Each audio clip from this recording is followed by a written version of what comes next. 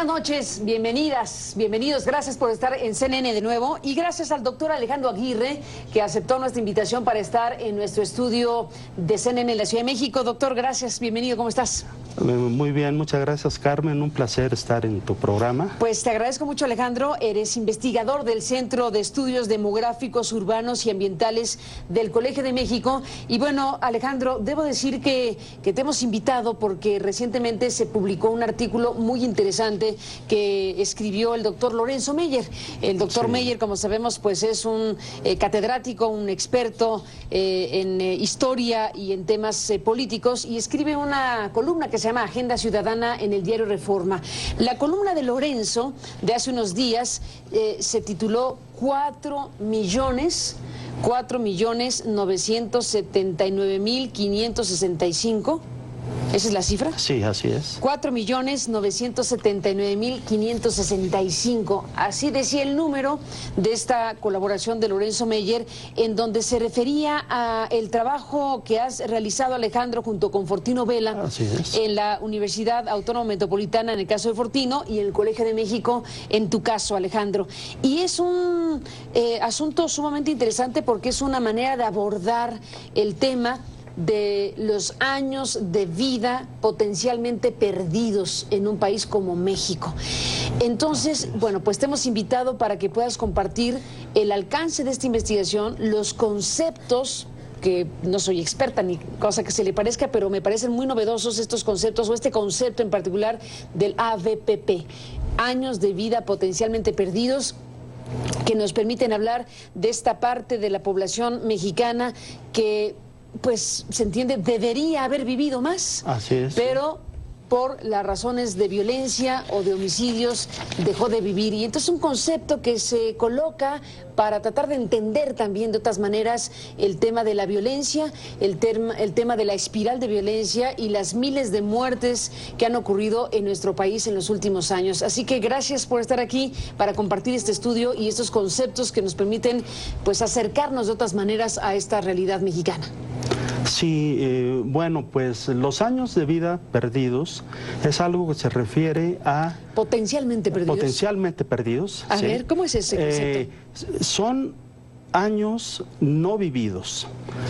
No se refiere a años mal vividos, o alguien que pueda haber estado en una situación adversa, en prisión, o inclusive, bueno, pues una muchacha que tuvo un novio que no le convenía y se pasó 3 años ahí perdidos, pero no se refiere a eso. No se refiere a Los eso. años de vida potencialmente perdidos son años no vividos.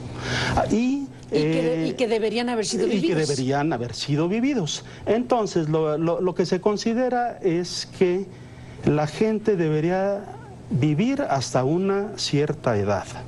Y para estos cálculos se considera ese límite los 75 años, que es aproximadamente la esperanza de vida en nuestro país. Entonces, la esperanza de vida al nacimiento, que es el promedio de lo que la gente vive. Entonces, si alguien muere antes de los 75 años, pues estaría perdiendo los años que restaban para llegar a esa edad de 75 años. Si alguien es asesinado antes, a los 15, a los 20 años, pues estaría perdiendo 60 años, 55 años de vida potencial. La Organización Panamericana de la Salud propuso originalmente este concepto. ¿Es nuevo o más nuevo? No tan nuevo, es de 1990, cuando surgió la propuesta. Ya tiene un rato. Sí. Ya tiene un rato, y bueno, hay un ajuste. Cuando la OPS lo propuso era con 65 años, que entonces era aproximadamente la esperanza de vida para la región, para el continente americano. Es un un concepto que utilizan básicamente que los demógrafos, los sociólogos, los demógrafos. Principalmente demógrafos. También nuestros colegas sociólogos que cercanos a nosotros. ¿Y qué es lo que va refiriendo este concepto de años de vida potencialmente perdidos en un caso como el mexicano? ¿Cuál es el tramo de historia que ustedes analizan? ¿Qué resulta de este tramo de historia analizado? Sí, bueno, nos concentramos en el sexenio pasado, el sexenio de Calderón, porque durante este sexenio se da un incremento dramático en el número de homicidios. Como podemos ver en la gráfica, a partir de 2000, sobre todo a partir de 2008, 2007, no tanto, hay un aumento en el número de defunciones por homicidio, que pues prácticamente se llegan a triplicar de 8,000 y fracción en 2007 a más de 27,000 en 2011, cuando alcanzó el máximo. 3 veces más. Sí, 3 veces más. Y esto, bueno, no pretendemos decir que se debe a una sola causa, los fenómenos sociales son multicausales, pero como que va muy de la mano a la guerra contra el narcotráfico que lanzó Felipe Calderón desde los primeros días de su mandato. Desde los primeros días de diciembre de 2006, lanza la cruzada contra el narcotráfico, llegó a decir que iba a haber sacrificios, que iba a haber, decía que había muertes, daños colaterales de civiles. También hablaba de que, como restando algo de importancia, bueno, se están matando entre ellos y son delincuentes. Pero, bueno, el hecho es de que durante el sexenio de Calderón hubo más de 100,000 muertes por homicidio. No es que todas sean por la guerra contra el narcotráfico, pero hay un aumento que podemos ver en la gráfica, que es, en la gráfica vemos desde 1990 que había una tendencia descendente, con avances modestos, pero descendente, como ocurre casi con todas las causas de muerte en todas las épocas, casi en todas las épocas, y se da ese aumento a partir de 2008. Entonces, con los años de vida potencialmente perdidos, algo que queremos destacar es no simplemente que hubo unas 120,000 muertes por homicidio, sino el costo que lleva los años de vida potencialmente perdidos, ya que se concentran en edades relativamente jóvenes. A partir de los 15 años de edad, como podemos ver en la pirámide de las defunciones por sexo y edad, vemos que a partir de los 15 años hay un aumento importante, hacia los 30 años está la moda, que es la frecuencia mayor, y bueno, entre los 15 y los 40 años, sobre todo, es cuando se dan más defunciones por homicidio, y entonces se están perdiendo todo lo que falta para los 75 años. Alguien que muere a los 30 años, pues pierde 45 años de vida potenciales. Entonces, bueno, es un costo humano terrible. Enorme. Alejandro Aguirre, permíteme, doctor, hacer una pausa y regresamos en esta conversación sobre este estudio. Es que 1990-2013. Sí. O sea, es el sexenio... pero nos concentramos sobre todo en... El sexenio pasado, pero ¿tienes antecedentes desde el 90? Así es. Para efectos comparativos. Sí. Pero tu foco de atención es el sexenio pasado. Sí. Volvemos después de la pausa para hablar o para seguir escuchando esta explicación respecto a este estudio de los años de vida potencialmente perdidos en este tramo de la historia de México. Volvemos.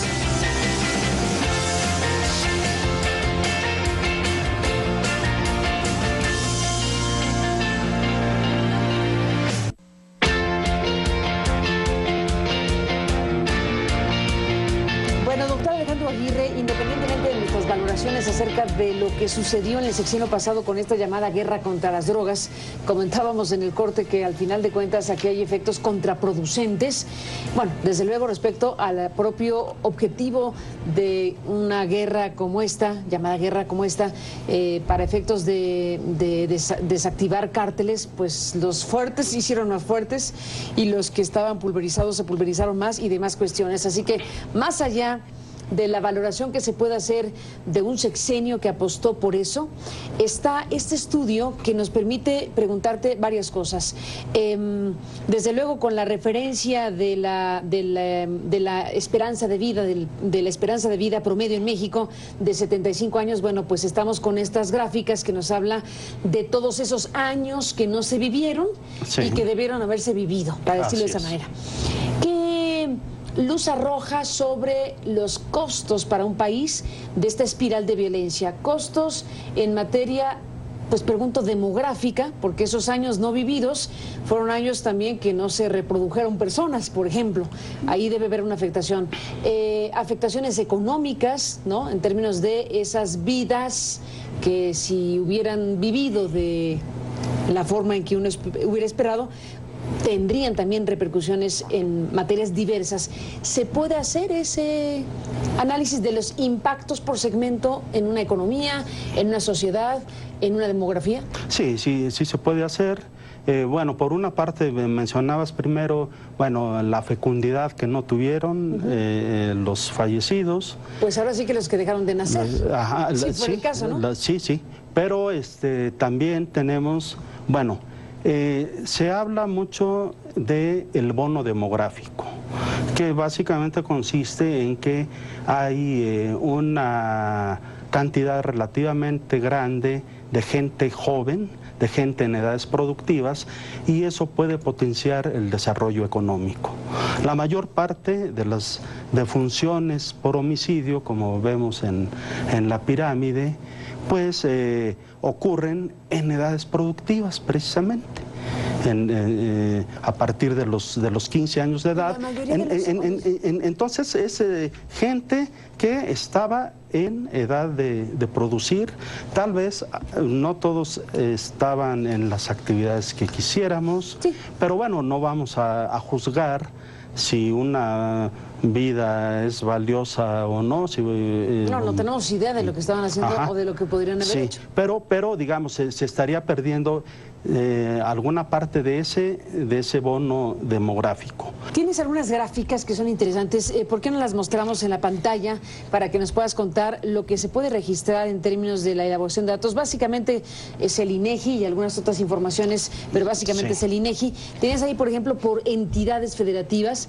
Es importante saber dónde está concentrado mayormente este fenómeno de los años de vida potencialmente perdidos. Vemos que hay un descenso en el número absoluto de homicidios. Bueno, aquí tomamos solamente desde 1990, pero bueno, esa es la tendencia. Pero llegando a 2006, cuando comienza la guerra contra el narcotráfico, cuando comienza el sexenio de Calderón, pues se da esa subida con la cual ¿no?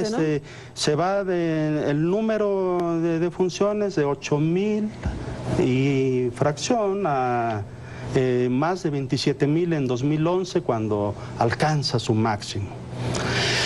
Por estados, bueno, en Chihuahua, hablando de años de vida potencialmente perdidos, tenemos que pasó de 2006 a 2012 de 47,000 a 114,000, más del doble. Otro estado con cifras altas, bueno, es Michoacán, con más de 30,000 años de vida potencialmente perdidos solo para un año. Porque la cifra que citaba Lorenzo Meyer de los 4,979,565 años de vida potencialmente perdidos son para todo el país y para todo el sexenio de Felipe Calderón. Permíteme hacer una pausa y regresamos en esta conversación.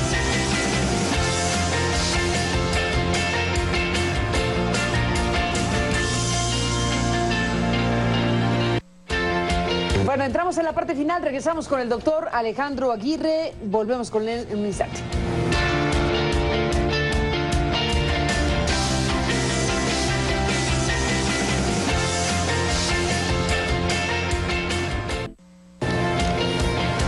Bueno, regresamos en esta conversación, Alejandro, citando al doctor Meyer, que es, como decíamos, quien escribió este texto hace algunos días acerca de esta investigación, decía o dice en el epígrafe que pone en su colaboración, hay varias formas de medir una tragedia, la demografía proporciona una. Bueno, es una manera de entender la posibilidad que se tiene de ir midiendo una tragedia. ¿Es eso, medir una tragedia?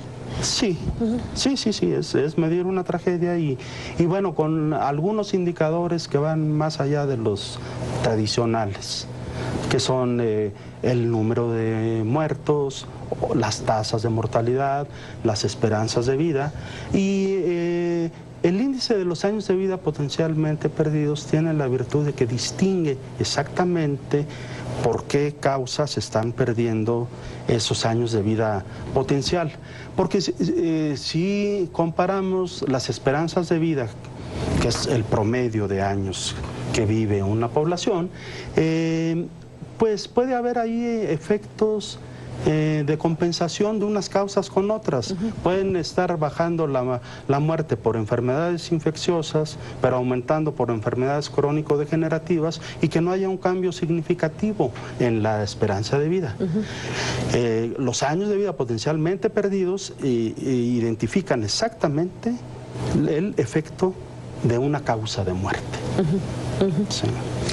En el caso de los homicidios, se identifica que son homicidios, pero no se identifica por qué esos homicidios. No. Parte de la gran opacidad, del gran manto de impunidad que cubre a México en estos últimos años es que hay decenas de miles de muertes, muchísimas de ellas por homicidio, pero bien a bien no supimos cómo fueron esos homicidios con toda claridad o qué grado de conocimiento hay precisamente sobre esta manera de morir de miles de personas en México.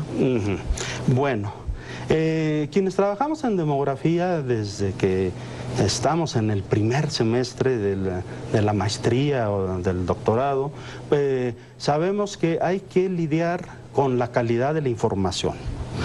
Eso es algo que nos va a acompañar durante toda la vida profesional.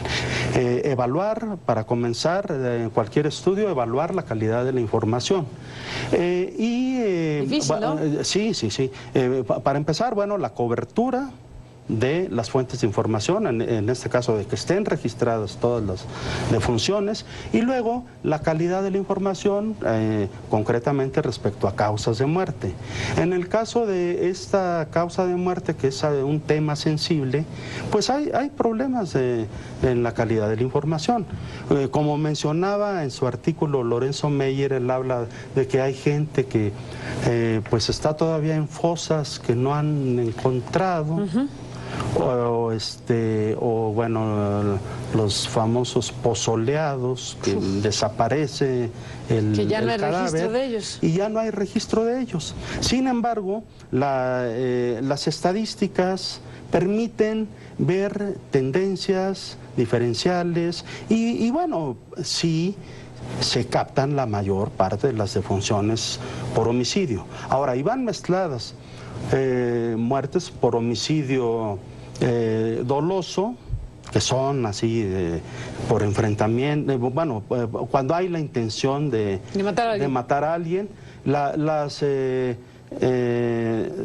muertes por homicidio culposo, que puede ser por imprudencias, un ejemplo clásico es que atropellen a alguien. Están las preintencionales, donde hay la intención de dañar, pero acaban asesinando a la otra persona y que, bueno, digamos, un ejemplo pues tétrico es algo que sacudió recientemente a la sociedad mexicana, de los niños adolescentes jugando al secuestro. Tremendo. Y que terminaron matando al niño pequeño. En la gráfica que ya he mencionado varias veces, pues como que se puede ver cierta asociación, ¿verdad?, de una iniciativa gubernamental, lanzar la guerra contra el narcotráfico y el aumento en las defunciones, sin querer decir de que todas las muertes adicionales se deban a esa guerra contra el narcotráfico, pero bueno, hay una... Pero algo pasó grave aquí, algo que hay un ocurrió, despunte impresionante de la cifra, ocurrió, ¿no? Y se ha hablado de que el presidente Calderón como que quiso, ante lo controvertido de la elección, como comenzar bien su sexenio con un golpe mediático, impactar, que bueno, pues esto yo no sé si a la población mexicana le iba a importar tanto o no, le iba a caer bien o no esta medida. En todo caso, iría a complacer pues a los norteamericanos, al gobierno norteamericano, el que se lanzara esta guerra contra el narcotráfico. Pero bueno, algo contradictorio que hay es que bueno, en Estados Unidos había hasta 2009 14 estados en los cuales estaba legislado el uso de la marihuana para fines medicinales. No tengo bien la cifra, parece que ya andan cerca de los 30 estados, y aún para fines recreativos está aprobado su uso en el Distrito de Columbia, donde está la capital, en Washington, el otro, el que está junto a Canadá y el Océano Pacífico, en Oregon, en Colorado, en Uruguay. En 2013 se legalizó el uso de la marihuana. Entonces, por un lado, hay cierta liberalización para el uso, y bueno, pues los usuarios tienen que conseguirla, comprarla, mientras que por otro lado a los productores y sobre todo a los traficantes se les sataniza. Entonces hay esta gran contradicción. Bueno, es todo un debate abierto, Alejandro, sin la menor duda, sí, de Nixon para acá, digámoslo así. Pero bueno, pues está aquí todo este panorama que nos ofreces en este estudio sobre esta pues dinámica que en México se ha establecido y que si bien ha ido a la baja, tampoco ha ido suficientemente a la baja como para regresar a los estándares que llegó a tener este fenómeno de los años de vida potencialmente perdidos, pues por ahí de 2005, 2006. No ha recuperado México los estándares en los que estaba hace ya pues un sexenio y medio. No, definitivamente no. Definitivamente no hemos dado la vuelta. Y el reto para este gobierno pues es mayúsculo, porque aún si tuviera los mejores oficios, pues como se podría decir coloquialmente, en el sexenio anterior se alborotó el avispero, hay mucho más violencia en los cárteles y creo que no será fácil volver a esos niveles de 2005. Pues veremos qué pasa con México, pero por lo pronto ahí está el retrato, el registro, la evolución de estos elementos de información que están asociados a los años de vida potencialmente perdidos. Gracias por estar aquí, Alejandro Aguirre, para comentarlo con el público de CNN. Gracias a ti, Karen. A ti, gracias. Y a usted que nos permitió acompañarle esta noche. Pásela bien. Hasta mañana. Que descanse.